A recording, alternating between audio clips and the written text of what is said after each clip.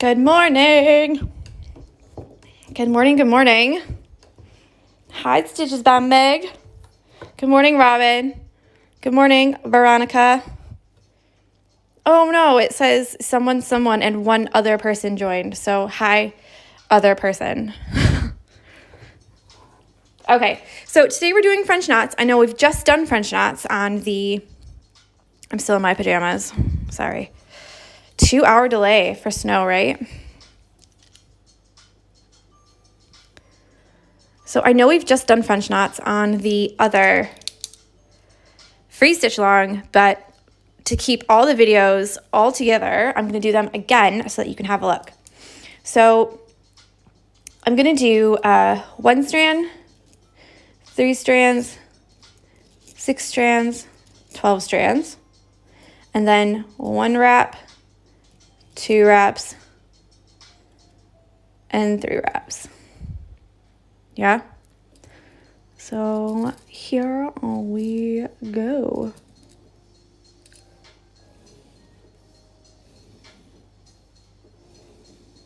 Should I do another line here? There we go.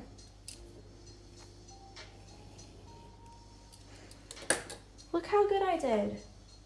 All right, I'm gonna start with 6 because it's the easiest to see and to do like the instruction for. I think most of you already know how to do French knots, and I said that the last time, but if you are new to embroidery and you've never done French knots before, I have the easiest way to do it, and I promise that you can.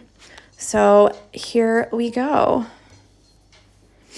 I should probably take a drink before as well, because I need to stop like downing the rest of my coffee before the live and just letting it get cold.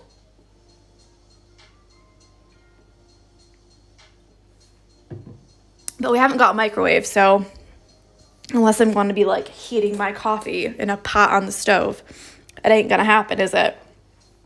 All right, so we're gonna start with 6 strands and 1 wrap.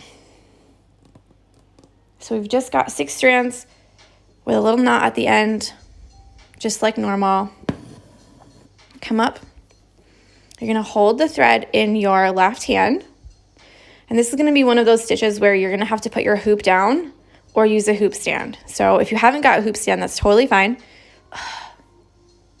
I'm annoying myself with this. It's totally fine. It's totally okay. But you're gonna have to pick it up again later, and that's why we have the thread kind of coming over here, and then it's easy to pick up. So you're gonna hold the thread in your left hand and put the needle above. You're gonna wrap it around 1 time, like this. Not really tight. You don't wanna pull it like that. You wanna keep it like loose, ready to mingle. And you're gonna push it right back down next to where you just came up, making sure not to go through the knot. And this part is quite important. Of course, the sun comes out like super blaring. Is you're going to kind of shimmy this knot here all the way down by pulling it like that. Yeah, so because it's over here, like that, it's easy to pick your hoop up with your left hand. So you're gonna hold it like this. You're gonna hold it like this, okay? And pull this through all the way, and you're not gonna let go of this thread right here with your left hand until it's almost all the way gone, like that, and then pull it through. So by doing that, you're gonna make sure that your thread doesn't get knotted on the top, because if you have a knot on top of your French knot, it's just a bad time. You're gonna be not having fun. Okay, so again, hold it with your left hand, needle on top, 1 wrap, push it back down. Hello, Carrie. Like this. Hold it with your thumb. Yeah, and you're not gonna let it go until it's all the way done. So now we have 2. Hi, Sarah. We're doing French knots. So now I'm gonna do 2 wraps. I'm good. Actually, I'm a little bit bummed out, and I'll talk about it later. I just talked about it in the free Stitchalong live, so I'm trying not to like get too bummed out about it, but we'll see, okay? I'll talk about it like on when I'm doing the French knots for the actual hoop. So we're doing 2 wraps here. So 1, 2, and then put it down, shimmy it down, and you want that knot to be like right up against the fabric. Aw, Carrie says I just missed it. I had to take the car to the garage. Oh, I hope your car's okay. We had a screw in our tire from when we went to Chester, and we thought it was like a slow leak, so we just like filled it up with air and went on our merry way. But then the light came on again, so we were like, oh shit. So we just did that too. But luckily ours is just at the end of our street, so it's not like too far. Oh, it failed the MOT yesterday. Do you have to get a lot of work done to it? I hope not. Right, so we're going to do 3 wraps now. Okay, so we have 1, 2, 3, and then we put it down. And the trick with these is to not leave it like that. You need to put it down all the way and make it into a knot. That kind of helps to form like the base of the knot. I'm going to push it through and let it go. New tires and brake pads. Oh, Carrie.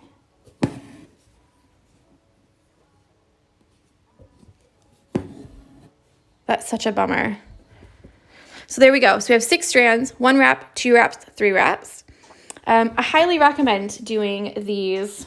I used an old, I had done this pattern on a 5-inch hoop, but I wanted it on a 6-inch hoop, and I never took the pattern off. So now I've only just done it, and I think it's been on there for over a year. So I've just blow dried it off. You can still see the lines. Does anyone know what pattern this is? Do you remember? Okay, so now we'll do 3 strands. So yeah, if you have never done French knots, then I highly recommend doing this because you get to see how big each of the knots is and how many wraps to do for each one to make the size of a knot that you want. Yeah? So we'll do 3 strands. This will go really quick. 3 strands, 1 wrap. 3 strands. It is the autumn pattern, Meg. 2 wraps. Meg knows all the patterns. And then 3 strands, 3 wraps. Yeah?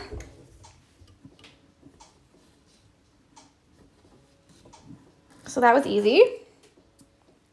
Now we have 1. Obviously, you can do 2 strands, 4 strands, 5 strands, but honestly, you don't really need to. Because you'll find a lot of overlap in size, even with just these ones. So like the 6 strands, 1 wrap looks very much like the 3 strands, 3 wraps. I might have to pull the table back because now the sun's decided to come out. It was just raining a minute ago.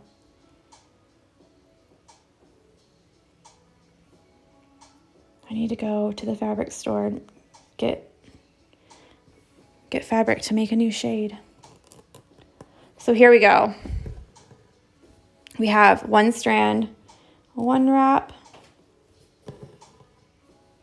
We have 1 strand, 2 wraps. Someone said, can you show your strand properly, please? I will at the end, because I need it. I need it to do my embroidery right now. So there's the 1 strand, 1 wrap, 1 strand, 2 wraps, and 1 strand, 3 wraps. All I have for my stand is it's a lap stand. You can get them from Hawthorne Handmade. You can get them from Hobbycraft used to have them, but they've been all out for like the last couple times I've been there, like months, 2 months. But I think you can get them on Amazon as well. They're just lap stands. You're supposed to sit on them, except I put cans on mine and use it as a table stand. So now I've got 12 strands. I don't like doing it this way because these two here sometimes can, one can be a little bit more loose than the other one. So it's not my favorite way of doing 12 strands, but we'll see. These ones will make big, nice, thick, lush knots. So if you want to have a nice, big, lush knot, try doubling it. You can also double your thread for woven wagon wheel roses, and they come out really big and fluffy that way too.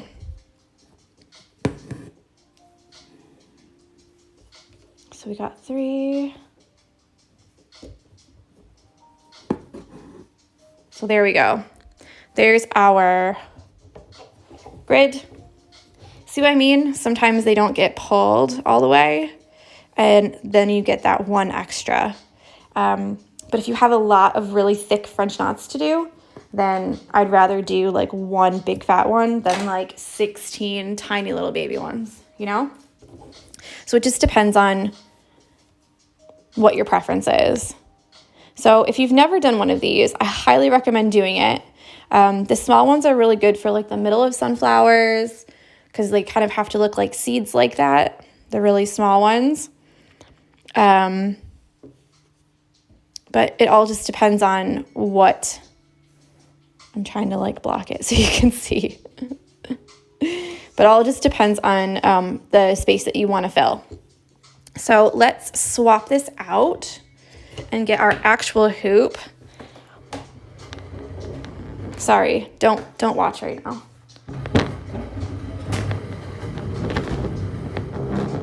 Again, sorry. But it's too bright. You're not going to be able to see anything. Okay. Ooh, Meg is attempting a scenery thread painting. That's fun. Okay, so I'm going to zoom out and you can see all the different places where you can add French knots. Obviously, you can do them for the center of any flower. So any of these ones, let me get out the sword needle because it's a good pointer. Any of these ones here, yeah, we're definitely going to do the middle of these. You can do here if you want, or you can do satin stitch. Here. We still haven't done these flowers. We'll do them tomorrow, and you can add them at the very tip of these. And then obviously in the very center of these ones here, just be careful not to include the threads in the French knot. So yeah, they're really great for making flowers on their own.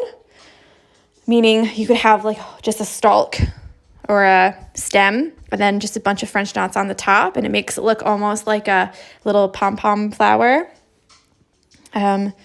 Or you can fill in them. You can use them as a filler stitch if you want to just like add a little bit more something like in the middle of a bouquet or something like that. So let me get color for this one. I might just use the same color I was using before. Jody's back.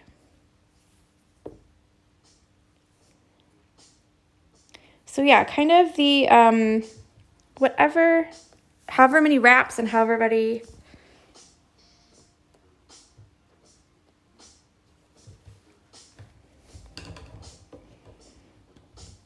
strands, just depends on how you want it to look. So if you want it to be a bunch of tiny little bits in there, like this one has a lot of little ones. This one only has 3. So I could have done smaller ones to make these kind of look the same. And again, with this one, I've only done 5 here, but I could have done way, way, way smaller ones, and they would have been much tinier, like almost like little seeds, like I said. So it just depends on like how you want it to look, and that's personal preference. There's no right or wrong way to do it. So I'm gonna do a big fat one in the middle here, and we'll see how that looks. Come on. And like I said, don't get all of these little things into there.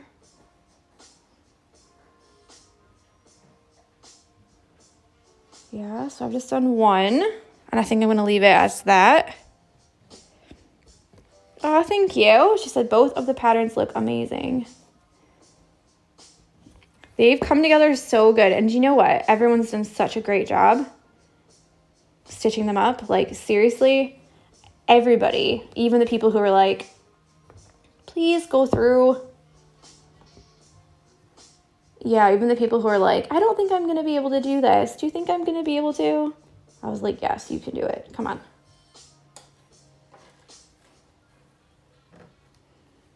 So I said, don't get these threads in here. And then what do? I get them in.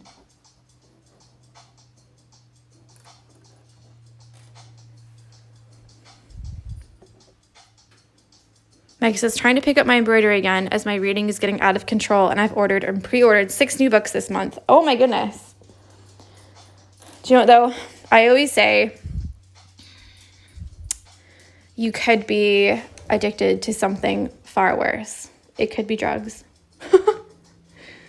If I spend all my money on books, then that's way better than drugs. I always read to go to bed. So when I don't have a book to go to bed, I'm always like, all right. Looks like I'm going to buy another one. You need to check out BookBub. Yeah, BookBub. They give you emails every day, and you tell them what kind of books that you like. And then they will send you deals on books. Sometimes they're like 99p. Sometimes they're free books. Sometimes they're like a trilogy or like 4 or 5, like all in a bundle. And they're all discounted. So like you tell them what you like, and then you can get... You already ate your food this morning. You already ate it. She literally already ate her food, and now she's nudging her bowl like, can I have some food, please? Like, lady, you've already eaten your food, okay? Can you just... You know, I'll end up giving her more, though, because she's not very great at eating at the moment. Or I'll put some in her bowl, and then she'll just go walk away. Like, thank you. I just wanted to know what was there. That's so good, though, Meg. She said it's out of control, but honestly, it's, like, so good. Okay, so I'm just going to do some little French knots in the middle of this one. Obviously, for this one, we don't want them too big because you still want to see the black details.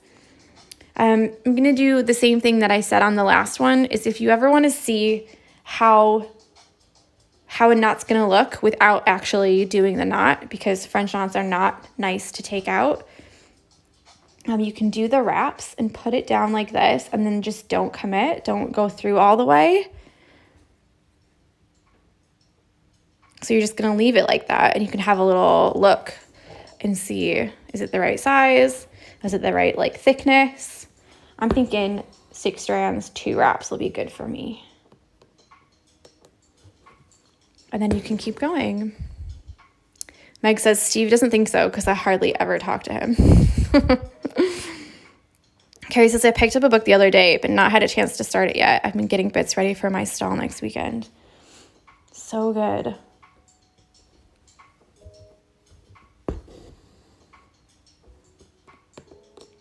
And be careful with these ones because you don't want to get them too close to the edge, or else you won't be able to see the black details. All right, so I said that I would talk about what my qualm is. Not qualm, but I've had a couple people messaging me over the last couple days when I shared the thing about my friend and about how her pattern got stolen.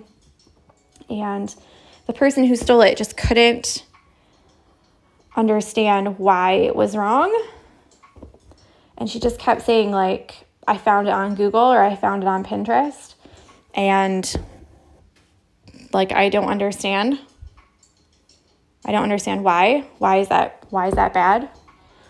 And it really struck me because this has happened to me a bunch of times where people have taken patterns that I've made or patterns that they found on Google or patterns that they found on Pinterest even, because some of my listings on Etsy are on Pinterest.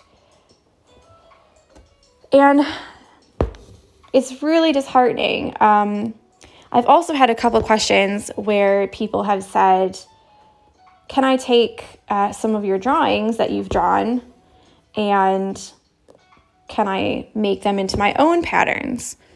And yeah, that is totally fine, but you shouldn't be selling those because they're not your work. They're not your drawings. They're not something that you've made. And this is where I was kind of saying earlier that it gets a little bit muddled because I would never want anyone to think that what I make is not something that I made completely. I would never, ever, ever want anyone to think, oh, wow, she's just stolen that from that person, or this person makes the exact same thing. That would just really, it would really get me down as a person. So you don't really want to be taking the drawings that I've drawn out of flowers and then using them in your own work and then selling them. Do you know what I mean? So things like the woven wagon wheel rose, that's a stitch. So I don't care if you use that in your own, because that's not something that I've drawn. Do you know what I mean? But if you take this exact thing and use it in your own work, or even things like, I think this one was my example from before, because I've drawn that. I looked at the flower and I picked the stitches and I drew it to look just like that. So it gets a little bit like, if you use my drawings in your own work and then sell it, then it doesn't become your work, it becomes our work. And that feels a little bit wrong to me, you know?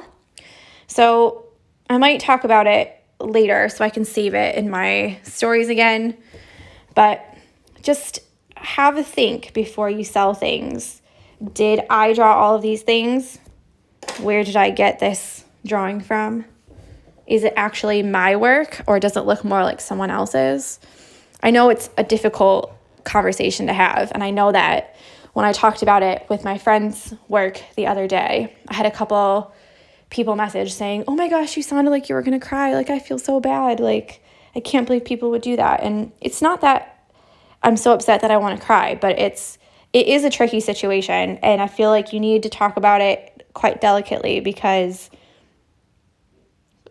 I think a lot of times people they're not doing it maliciously. They're doing it in a way that they're not quite sure if it's right or wrong. And because they've stitched them in a Stitchalong or on a sampler or in a pattern that I've done, because they've stitched them before, they think, oh, I've done this before in a Stitchalong, so I can therefore use it in something else.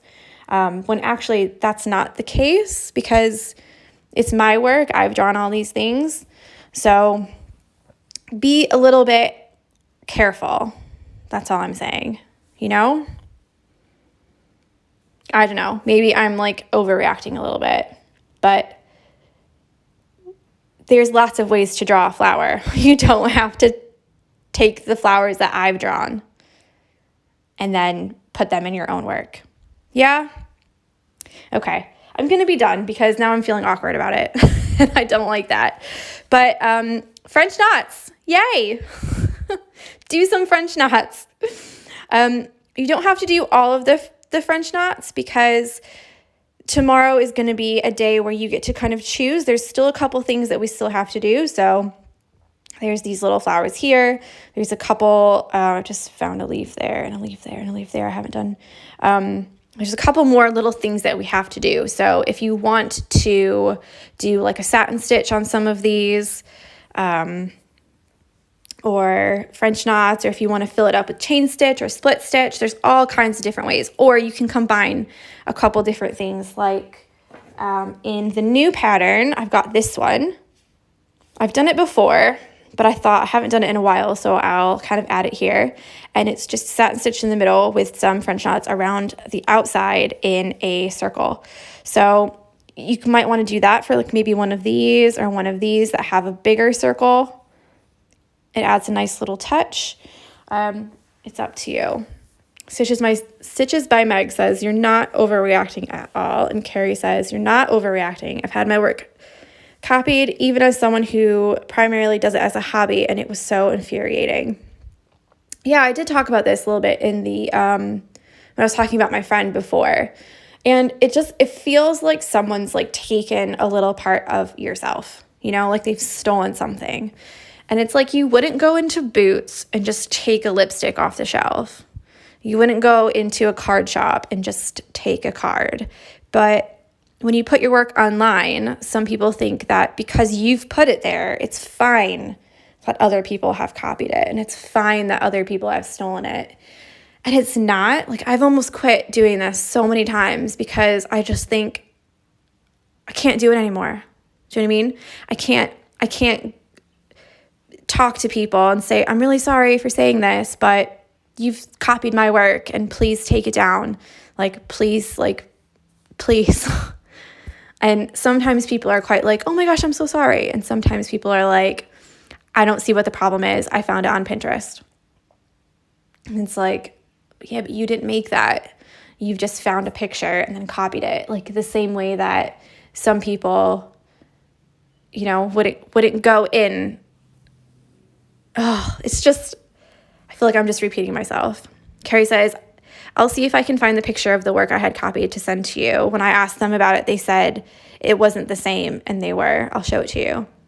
Yeah, and a couple times I've had people say, you don't own the stitch. So if I do a satin stitch to fill a leaf, and someone else does a satin stitch to fill a leaf, I don't care. Like you said, I don't own that stitch. But if I make, I keep using this one as an example because I genuinely did draw that. When I see this on someone else's work, I think, where have you seen that? Because I've never seen that. I've drawn that. So it just makes me feel like, okay. Or even when I did the plant sampler, I've seen a couple people do the aloe plant one. And use that. I haven't finished it actually. Use this one in their own work and it looked exactly the same. And I know that you've done Stitchalong, so it makes me think you can draw an aloe plant yourself and you don't have to use the same exact stitches and the same exact way that I did it. You could do it yourself. So it is a delicate situation, and there does have to be a certain amount of overlap for you to say, yes, that is definitely stolen. And I think as a teacher, because I'm teaching you it, you have to be even more careful because I would never want to be that person. And I know that you guys also don't want to be that person because you want it to be your own work. I'm teaching you the skills, how to do it. Yeah. But that doesn't mean that you get to copy every little bit and then make it your own hoop and then take it. So I don't know. I might do a live next week after the Stitchalong is done about how to make something your own, or how to make a pattern, or how to look at an aloe plant and make your own pattern out of it or something like that, something along those lines. I don't know. We'll see. Okay, I'm going to be done now because I feel like I've just like for 10 minutes, just gone off on a rant and actually just said the same thing over and over and over. Mary's just said, looks amazing. Wish I had been able to watch all the live posts. Fringe flowers look unreal. Will you be showing this technique again? All of the videos are saved on YouTube. So if you go to YouTube, the Barmy Fox, you'll find, this is the Garden Ladies Stitchalong, and they're all organized by days. So day 1 is where you start and you just follow along day 2, day 3, day 4. I think these were last Thursday. So what was last Thursday? The